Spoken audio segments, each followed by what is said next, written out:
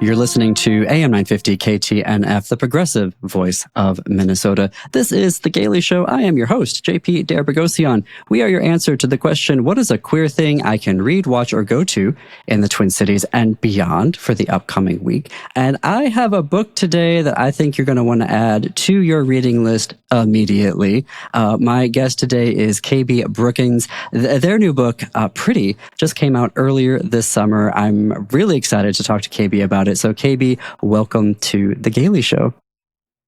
Hello. Thank you so much for having me. I'm really excited to chat. Absolutely. So why don't you get us started with Pretty, describing it for our audience? Yes. So Pretty is a memoir on queerness, masculinity, and race. It talks a lot about what it was like for me to kind of become who I am, a Black, queer, and trans person in Texas.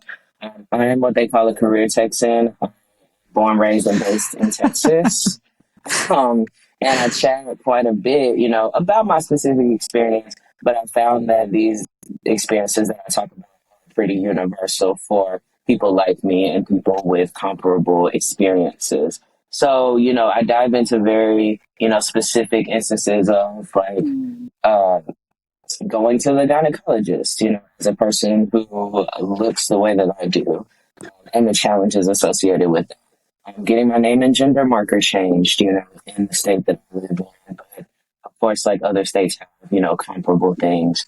I chat about just getting in tune with my body and creating my masculinity. So it's just a lot, what it's been like to live the life that I've lived, and also a kind of call for a change in areas of queerphobia, transphobia, and making sure that our queer and trans communities are reflective of Black trans folk and people like me. I do want to get into your advocacy work, but first, your first two publications were poetry, and this is prose. So, and I love asking poets, like, what brought you to the dark side of prose? The dark side. That's so funny because I feel like prose writers would think of poetry as the dark side. It's nice to hear that. I think pros think of poets as like, oh my goodness, like you're all in rarefied air. You made it to the top of the mountain, and we're just like, no, we don't even understand what gear you take to get to the top of the mountain. Funny, I think it's perceived like so elusive, so compressed in its approach to language. And I kind of think poetry was my first love, really. I started writing poetry at an after-school poetry society in high school, so it's the longest relationship and the healthiest relationship. Yeah, I definitely thought of myself as a poet that would only write poetry books for a really long time. And I started to, especially during early days of quarantine, just write about the things that I was seeing kind of change before my eyes. Started medical transition in December of 2020, and I kind of just was able to chart oh, we do treat people differently based on how they look. Right? And so then, and when I started, getting a deep voice, getting facial hair, getting a flat chest, all of those things just impacted so much the way that I could exist or in public space. And then I started just thinking, past events that kind of led me to this path that I've been on as a writer, as a cultural worker, etc. It's just as all things are, they're connected, right? The things that I do now are just heavily informed by things that maybe happened when I was 5, maybe happened when I was 12, X, Y, and Z. And I found that trying to talk about those things through poetry just posed I guess adversity, in the sense of I was trying to tell a story and I felt like it was the wrong form. So then I just started telling stories in the way that I did to my friends on the page. I'm a writer that writes the way that I talk too. So I started doing that, and then I was like, oh, I guess this is nonfiction, question mark. And yeah, I started going to and talking to nonfiction writers about their process and kind of the rules of their genre. And so I found myself kind of just naturally, because I was writing poems and they were kind of failing me, naturally going to nonfiction. And I also think there's a lot of power in saying hey, this happened to me. This is not a metaphor. This is not, fantastical in any way. Like, this is just the everyday life of Black trans people in the US. So, yeah, I just started doing that, and then I didn't stop until I had a book. Then I was like, what am I going to do with this book? Is it just going to sit in my Google Docs forever? And, I guess just one thing led after another. So it felt just really natural to move into that because I felt like I needed to just like confess some things and also say some things in a different storytelling medium. Confession can be tricky in memoir. So what was that like for you in deciding what to include and what not to include in a memoir? Absolutely. I think my memoir is really driven by theme. So queerness, masculinity, race, like all of those are kind of the three major themes of the book. So I had to kind of cherry pick because a memoir can't be like every day of your life. It would be so boring if it was. Because a lot of us have like very unmiraculous things about us, right? So I had to kind of cherry pick moments that felt like fit into those themes. And just moments that felt like they were of resonance with other moments that maybe happened at different times. So it was a matter of me kind of looking through things that I was thinking about and also looking through even like poems that I had written when I thought this was going to be a poetry book and be like, all right, so what feels like it's kind of rising to the surface? And I especially am drawn, and maybe this is a poetic impulse, by like complication, where I'm like, I don't know actually like what I learned, from this experience, or it doesn't have that neat like, oh, what did we learn today type of like quality to it. It's still something that impacts me, right? And I especially was drawn to those things. I especially was drawn to things where there was no clear like hero or villain. There were just like people. Mm. And so I wanted to kind of like put all of those things together, put them really messily at first, just like Google Doc, and then had an editor, which, they shout out to editors, such patience. Was kind of sending it to my editor at Earl McDonald, like, okay, what am I doing here? What do you feel like is like gelling together? What feels like it's like an outlier? And he was able to definitely add some perspective to that as well. But really, ultimately, I wanted these to be intentionally so things that like prompt discussion, things that prompt for a reader like, oh, I don't know who was the like right person in this situation, but regardless of if you see me as, the hero of the story, I still want you to see, Black trans people as people who deserve rights, people who deserve respect, and also for people to think about the ways that we gender everything that we see and how that is like a social phenomenon, right? Even before someone is born, we say it's a girl and immediately have assumptions about who a person is going to be. So I just wanted to kind of bring those things to the surface and talk about how those assumptions can be harmful to people who don't fit into those boxes.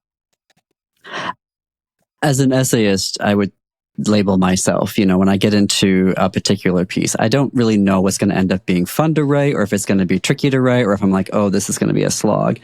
Was there a section or a chapter within Pretty that you found to be joyous to write? Like you really enjoy, you're like, wow, I'm really enjoying telling this joy of my story. Yeah, I feel like so much of it was like, oh my gosh, why did I decide to write something so heavy? But I think like one piece in particular probably was easier for me to write because it felt like a story of triumph. So I have a piece in here talking about how I learned to love my chest, right? For a really long time in my life, I was very dysphoric about how my chest looked because it felt like the one identifier where people were like, oh, this is a girl, right? In any other context, they would like question it, but then when they got right on me and like saw my chest, it would be like that. So it made me feel super self-conscious and talk about, the complication that they gave me as a young person and so a young adult. And then it goes into, just learning to love one's body, learning to also like listen to yourself. For so long, right, I like prolonged the idea of top surgery because I was so worried about what people would think, right? And I think there's something just like really beautiful once you like let go of those things, right? And it's really hard not to stay in that mode of like, what will people think? What will people think? Because what people think does like impact like how we exist in public space, right? What jobs we can or can't get, like even stuff like that. Yeah. So, I feel great privilege to be able to be a trans person that was able to get gender affirming surgery and like live in my body in a way that feels finally kind of free. So I write about that in hopes that, readers who don't know what that's like, right? Because so much of the internet, so much of media right now is like emphasizing about, what is and isn't true about trans people and their bodies. But like, well, I'm a trans person. I'm telling you what it's been like to live in my body and what I've had to do in order to both accept it and change some things in order to like truly feel like even like something like hugging, right? You think about like, Yeah. okay, some people that like don't even feel comfortable like with touch in that way because of their bodies, right? Um, so I really try to break down, the psychology behind it, but also like the just like denial of touch behind that. Mm. So yeah, I really like that story because it feels like a coming home, right? In the story of being like, I touch myself all the time now, which sounds silly, but it's like, you know, when you like, when you look in the mirror and you don't see something that feels real or that feels Hmm. like you, it can just be like you're somehow detached. And I'm talking and I'm telling a story about how now I'm attached to my body and how that feels so good, and everyone should be allowed to feel that. Absolutely. Absolutely. Well, congratulations on the book. It's very exciting to have that in the world. And I want to ask you as well, because I think a lot of folks outside of Texas have a lot of preconceived notions of what it's like to do queer advocacy within the state of Texas. And you're doing that largely within Central Texas. So what is it like? What's happening right now? What's the state of play? Um, Large question. Well, Yeah, I know, right? And Austin. do it in 2 minutes. Yeah, Austin, where I'm at, is actually like the third queer city in the U.S. Right? A Hmm. lot of people don't think of Texas as a very like queer state because of like what politics look like, and in some regards that's understandable. But in others, I'm like, you really just need to talk to people actually from here, actually who live here, and you will, do away with those preconceived notions. But I'm in Central Texas, in Austin, where I'm, miles away from the capital, which is where, all of the anti-queer and anti-trans laws are passed. And I see the activism and I see that advocacy that happens, and I know that there is a lot of work being done to combat, those things. I want to shout out two organizations in particular who are doing great work. One is Trans Education Network of Texas. They're run by trans people of color, and they, year round provide services to trans people in the state. There's also Equality Texas, who tracks legislation as it pertains to queer and trans laws. They track both like positive, because there are some positive laws being passed. Like Hmm. just, in May of 2024, Austin passed a law that said that they will not, enact the anti-trans, the bill that was passed at the Texas level that was like anti-trans kids, essentially. So it's like, people here care about those things. And we've created such a robust queer and trans community, like the drag scene, in Texas. I feel like it's just so robust and unmatched. We have our queer communities.